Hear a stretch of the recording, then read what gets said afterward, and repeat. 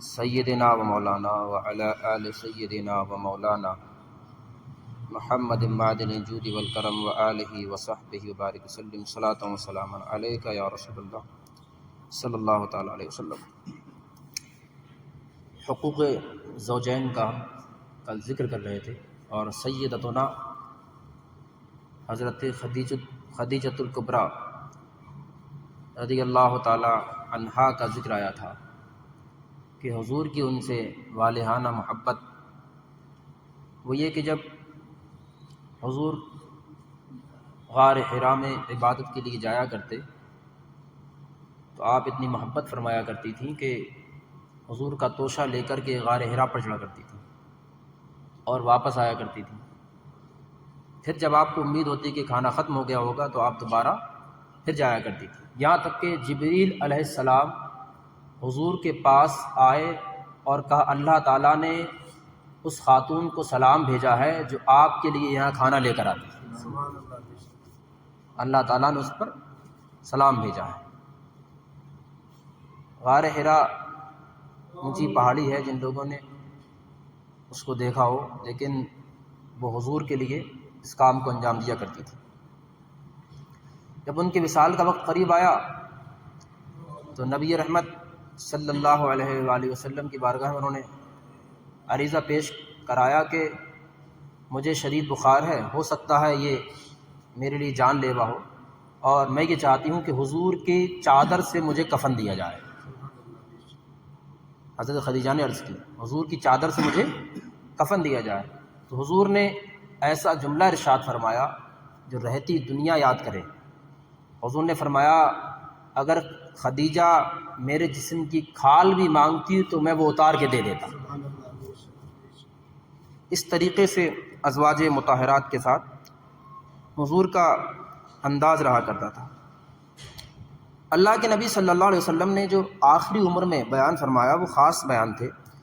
حجۃ الوداع کے موقع پر حضور نے ایک کثیر اجتماع کو خطاب کرتے ہوئے ارشاد فرمایا، لوگو سنو، عورتوں کے ساتھ اچھے سلوک سے پیش آؤ، کیونکہ وہ تمہارے پاس قیدیوں کی طرح ہے۔ تم ان کے ساتھ سختی کا برتاؤ کرنے کا کوئی حق نہیں، سوائے اس صورت کے کہ جب ان کی طرف سے کوئی کھلی نافرمانی سامنے آئے۔ بعض علماء فرماتے ہیں اس سے بے حیائی بھی مراد ہے، یعنی وہ غیر مردوں کی طرف التفات کرتی ہو، یعنی کھلی نافرمانی جب تک سامنے نہ آئے۔ اگر وہ ایسا کر بیٹھیں تو پھر خواب گاہوں میں ان سے علیحدہ رہو، بستروں سے ان سے دور رہو، اور انہیں مارو تو ایسا نہ مارنا کہ کوئی شدید چوٹ آئے۔ مارنا دو قسم کا ہوتا ہے، ایک آپ نے کوئی کسی کے ضرب ماری تو مارتے ہی چوٹ لگی لیکن اس کا بعد میں کوئی اثر نہیں، یعنی مارا بس تب اثر ہوا، مارتے ہی چوٹ لگی اس کے بعد اثر نہیں۔ ایک مارنا ایسا ہوتا ہے کہ مارا، اس کا اثر بہت دنوں تک رہا یا پورے دن تک رہا، اس جگہ درد رہا، تو یہ مارنا دوسری قسم کا ہے، یعنی مارو تو ایسا مارو کہ اس کی تکلیف بعد میں نہ ہو۔ پھر حضور نے چہرے پر مارنے سے بھی منع فرمایا، وہ اس وجہ سے کہ ہمارا جو تمام جسم اعضاء ہیں وہ اللہ نے حکم فرمایا تو فرشتوں نے انہیں منایا، لیکن اللہ نے حکم فرمایا میرا نام مصور ہے، اللہ کا نام ہے ایک المصور، اس کا معنی ہے شکل بنانے والا، صورت بنانے والا۔ یہ جتنے انسان کے چہرے ہیں یہ اللہ تبارک و تعالیٰ نے اپنے دست قدرت سے بنائے ہیں، تو اسی لیے چہرے پر مارنے سے منع فرمایا کہ اس سے چہرے کا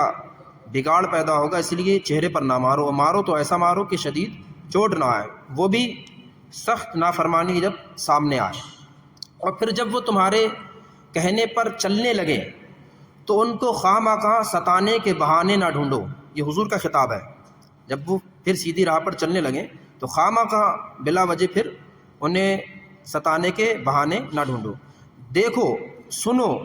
تمہارے کچھ حقوق تمہاری بیویوں پر ہیں اور تمہاری بیویوں کے کچھ حقوق تمہارے اوپر ہیں۔ ان پر تمہارا حق یہ ہے کہ وہ تمہارے بستروں کو ان لوگوں سے نہ روندوائیں جن کو تم ناپسند کرتے ہو۔ یہاں تو حضور نے یہ جملہ ارشاد فرمایا، لیکن ایک حدیث میں ہے یہاں تک کہ عورت اس آدمی سے بھی نہ بولے جس کو اس کا شوہر ناپسند کرتا ہو۔ ہمیں اور آپ کو حکم ہوا کہ ہم ایک دوسرے سے اچھے اخلاق سے بولیں، اچھے کردار سے بولیں، اچھی آواز سے بولیں مردوں کو، لیکن یہ حکم عورتوں کے لیے نہیں ہے۔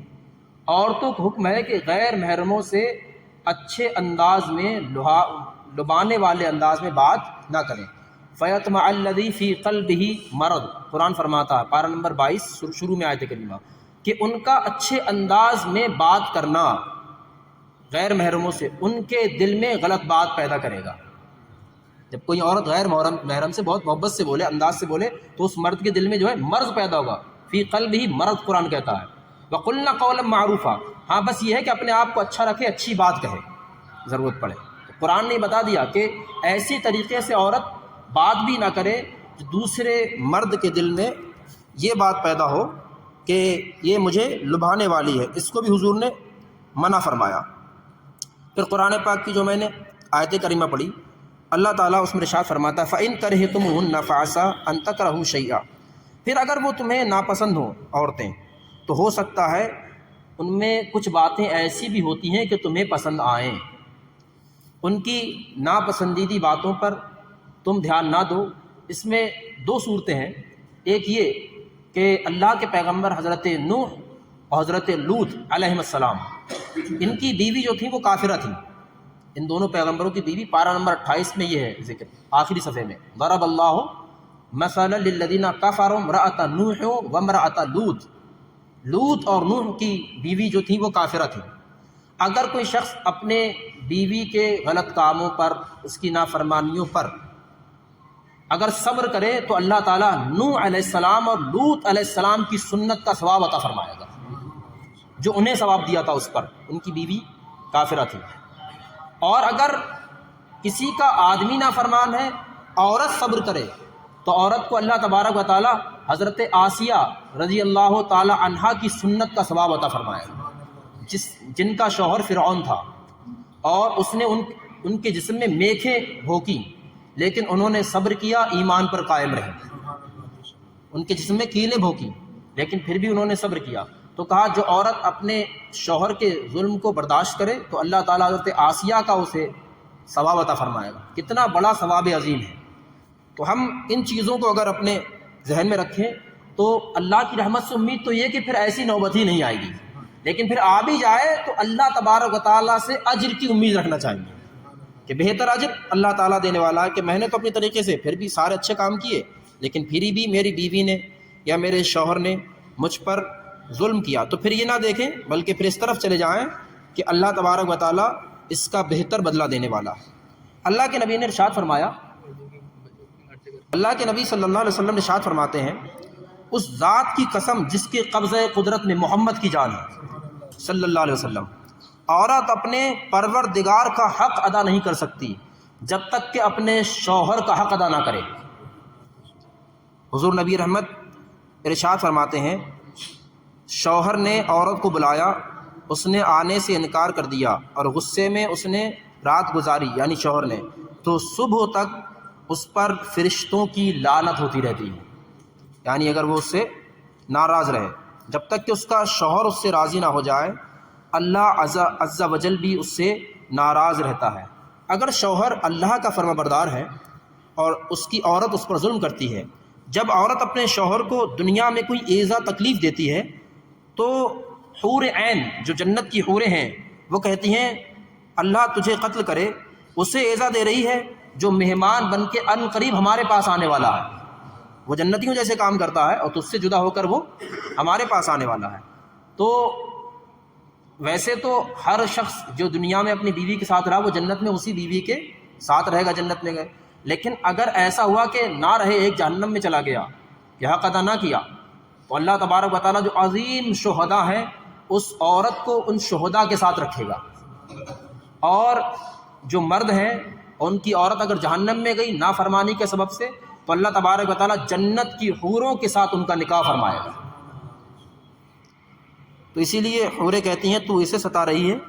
ان قریب یہ ہمارا مہمان ہونے والا ہے۔ حضور نے ارشاد فرمایا عورت ایمان کا مزہ نہ پائے گی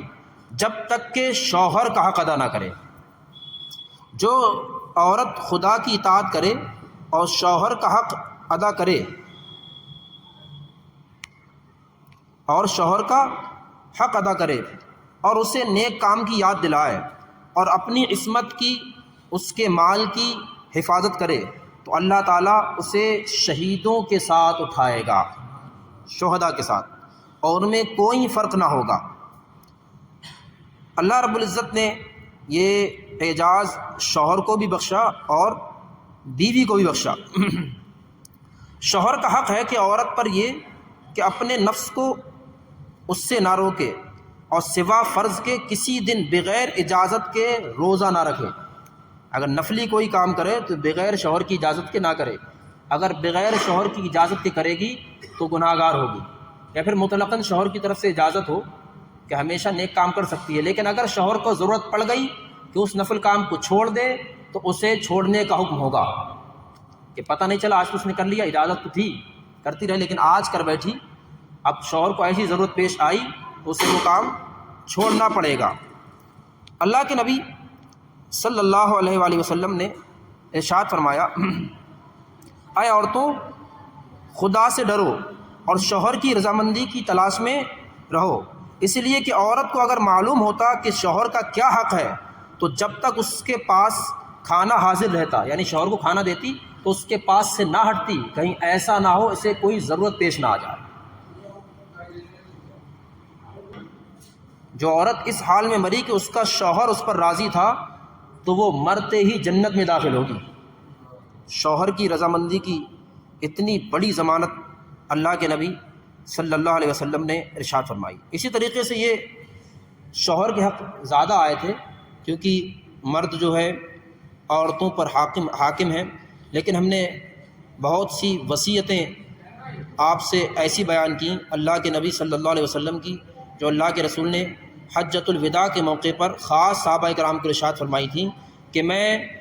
عورتوں کے بارے میں تمہیں بھلائی کرنے کی وصیت کرتا ہوں کہ تم میری اس وصیت کو قبول کر لو، کیونکہ وہ پسلی ٹیڑھی پسلی سے پیدا کی گئی ہیں، اور اگر تم اسے سیدھا کرنے کی کوشش کرو گے تو وہ ٹوٹ جائے گی، اور اس کا توڑنا طلاق ہے، اس کا آخری مدعا طلاق ہے، اسے تم سیدھا نہیں کر سکتے۔ اگر کچھ اس کی بری عادتیں ہیں تو کچھ اس میں اچھی عادتیں بھی ہوں گی، تو بری عادتوں پہ تم نظر نہ کرو، اچھی عادتوں پر نظر کرو، اور اچھی عادتوں میں سے یہ ہے کہ وہ عورت نماز پڑھنے والی ہو، وہ عورت نماز پڑھنے والی ہو اور تمہارے بچوں کی اچھی تربیت کرنے والی ہو۔ یہاں تک کہ اللہ کے نبی صلی اللہ علیہ وسلم نے ارشاد فرمایا کہ ایک جگہ سے حضور گزرے تو ایک شخص اپنے غلام کو مار رہا تھا، ایک جگہ سے گزرے تو ایک شخص اپنی عورت کو مار رہا تھا، تو حضور نے ارشاد فرمایا کہ عورتوں کو نہ مارو، اسے کیوں مارتے ہو؟ تو اس عورت نے دعا کی، اللہ یہ کس کے شوہر ہے؟ جس کے یہ شوہر ہیں سب کو ایسے شوہر عطا فرما، سب کو ایسے شوہر دے۔ تو اللہ کے نبی سے وہ شخص پوچھتا ہے کہ اسے کتنا معاف کروں؟ تو حضور نے فرمایا دن بھر میں 40 بار معاف کرو۔ فرمایا حضور اس سے بھی زیادہ غلطی کرے تو کیا کروں؟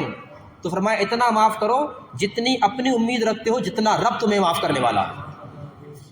جتنا اللہ تمہیں معاف کرے گا اتنی امید رکھو۔ عورتوں کو نہ مارو، حضور نے فرمایا اس کو نہ مارو۔ تو وہ دعا کرتی ہے یہ کس کے شوہر ہیں؟ اللہ سب کو ایسے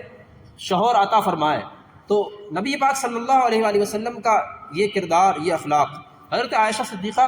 رضی اللہ تعالی عنہ فرماتی ہیں ایک موقع تھا اور میں حضور کے ساتھ موجود تھی، تو حضور کچھ دور دوڑے اور رک گئے اور میں حضور سے آگے نکل گئی،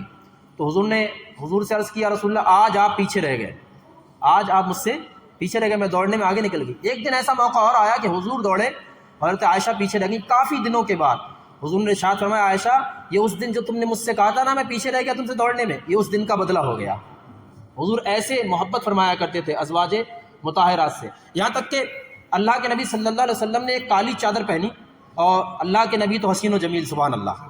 تو حضرت چادر اوڑھنے کے بعد حضور کہتے ہیں کیفا ترینی یا عائشہ، عائشہ بتاؤ آج کیسا لگ رہا ہوں، سبحان اللہ، حسن خود ہی ناز میں آ جائے۔ یہ انداز ہوتا تھا ازواج مطہرات کے ساتھ۔ اللہ کے نبی صلی اللہ علیہ وسلم کا پوچھتے ہیں عائشہ بتاؤ آج میں کیسا لگ رہا ہوں؟ حضرت عائشہ عرض کرتی ہیں یا رسول اللہ ایسا نہیں ہے کہ آپ چادر آپ پر اچھی، ایسا نہیں ہے کہ آپ اچھے لگ رہے ہیں، یا ایسا نہیں ہے کہ چادر آپ پر اچھی لگ رہی ہے، بلکہ چہرے کی آپ کی سفیدی نے کالی چادر کی سیاہی کو نکھار دیا ہے۔ یعنی چادر اچھی نہیں تھی یا رسول اللہ، چادر آپ نے پہن لی تو چادر اچھی ہو گئی ہے۔ آپ کی چہرے کی سفیدی نے کالی سیاہی کو اس کو نکھار دیا ہے۔ حضرت عائشہ ایسے جواب دیا کرتی تھی، ایسے والہانہ محبت اور آپس میں رہا کرتے تھے۔ اللہ کے نبی صلی اللہ علیہ وسلم نے تو حجۃ الوداع کا خطبہ تھا جو حضور کا، وہ خاص خطبہ تھا غلاموں کے تعلق سے، عورتوں کے تعلق سے، اپنے ماتحت مزدوروں کے تعلق سے۔ تو ہمیں اور آپ کو چاہیے کہ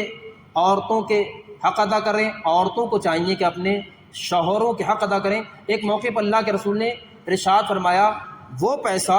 جو تم رشتہ دار کو دیتے ہو، کسی غریب کو دیتے ہو،